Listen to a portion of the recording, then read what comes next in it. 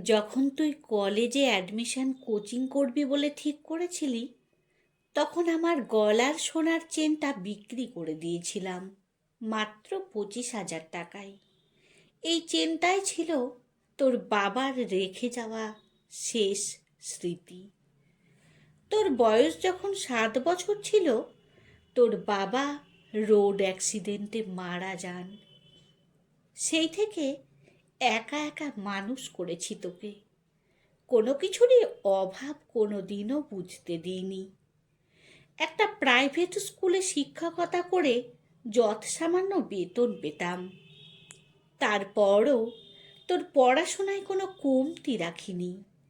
পুজোর সময় তোকে ভালো জামা কাপড়, পড়াশোনার বই, খাতা, কলম, এমনকি শীতের সময় শীতের পোশাকও কিনে দিয়েছি।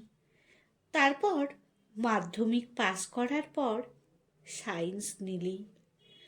তখন আর আমি তোকে পড়াতে পারিনি, তাই বাধ্য হয়েই তোকে বাইরে টিউশন দিলাম। আর সেই থেকেই আমার গয়না বিক্রি শুরু হলো। যদিও আমি জানতাম পড়াশোনার খরচ জোগাতে এইসব প্রয়োজন হবে। ছেলে তখন আমাকে বলতো, মা, তোমার কোনো কষ্ট থাকবে না। আমি বড় হয়ে তোমাকে একটা মনের মতো সুন্দর বাড়ি বানিয়ে দেব। আমি হেসে হেসে বলতাম, মায়ের বাড়ি চাই না রে পাগল ছেলে। আমার ছেলেটা বড় হয়ে মানুষের মতো মানুষ হোক, এটাই আমার শান্তি। খুব স্বপ্ন দেখতাম তোর বাবা রেখে যাওয়া এই তোকে একদিন অনেক বড় করে তুলব। বড় যে তোকে হতেই হবে আমার জন্য। এইচএসসির পর যখন কোচিংয়ে ভর্তি হবি, তখন গলার চেনটা বিক্রি করি। তোর মামা তখন বারবার না করেছিল। আমি তখন বলেছিলাম, ছেলে আমার মানুষের মতো মানুষ হলে চেনের অভাব হবে না। ছেলেটা আমার সেদিন খুব কেঁদেছিল। আজ আমার ছেলে একজন ইঞ্জিনিয়ার, বড় বড় ভবনের নকশা বানায়। শুনেছি শহরের নামকরা মানুষদের মধ্যে সে একজন। গতকাল টিভিতে খবর দেখার সময় সেখানে ছেলেকে দেখলাম। কি সুন্দর কোট টাই পরে খুব সুন্দর কথাও বলছে, একদম ফিটফাট। ছেলেটা দেখতে একদম তার বাবার মতো হয়েছে। ওর বাবাও দেখতে খুব সুন্দর ছিলেন। ওর বাবার কথাও আজ খুব মনে পড়ছে। মানুষটার মধ্যে ভালোবাসার পাশাপাশি আমার প্রতি শ্রদ্ধা বোধটাও ছিল প্রচণ্ড। কখনো কোনো রকম খারাপ ব্যবহার করেননি। ছেলের জন্মের পর থেকেই আমাকে নাম ধরে ডাকতে শুনিনি। আজ আমি বৃদ্ধাশ্রমে পড়ে আছি। এখানে কেউ আমাকে মা বলে ডাকে না। কেউ কাছে এসে বলে না, মা কেমন আছো? অসুস্থ হয়ে শুয়ে থাকলে ঔষধ এনে দেয় ঠিকই, তবে পাশে বসে কেউ একটু মনের সাহস জোগায় না কখনো।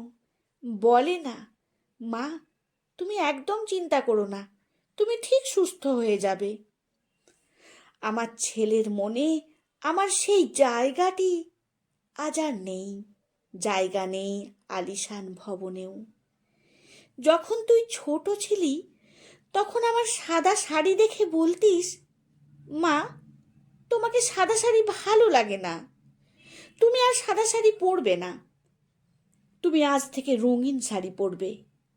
লোকে তখন নানান কথা বলতো বলে তোকে বলতাম, যখন তুই বড় হবি, বড় চাকরি করবি, তখন আমি রঙিন শাড়ি পরব। খোকা, আজ তুই অনেক বড় হয়েছিস।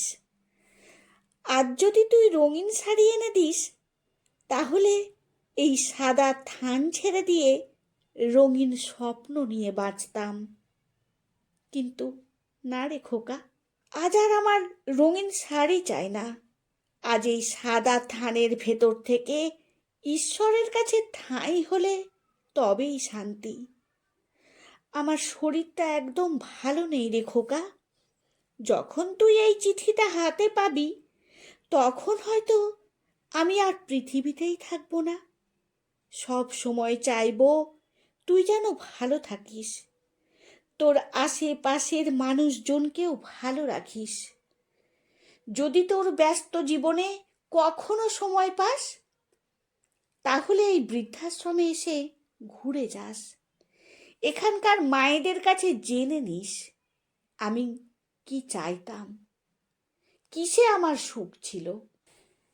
প্রতি রাতে ঘুমোবার আগে চোখকে শান্তি দিতে পারতাম না রে। অপলক দৃষ্টিতে তাকিয়ে বারবার তোর চিন্তায় বিভোর থাকতাম। খাবার খেতে বসে খাবারটাও গলা দিয়ে নামতো না। খোকা, একসময় এই হাত দিয়েই তোর মুখে খাবার তুলে দিতাম।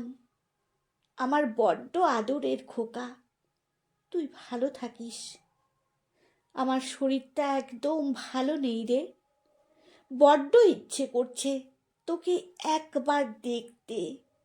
জানি সেটা সম্ভব নয়। ঈশ্বরের অসীম কৃপায় তোকে টিভিতে সেদিন দু চোখ ভরে দেখে নিয়েছি, সামনাসামনি নাইবা দেখা হলো। ইতি বৃদ্ধাশ্রমে থাকা তোর অভাগী মা।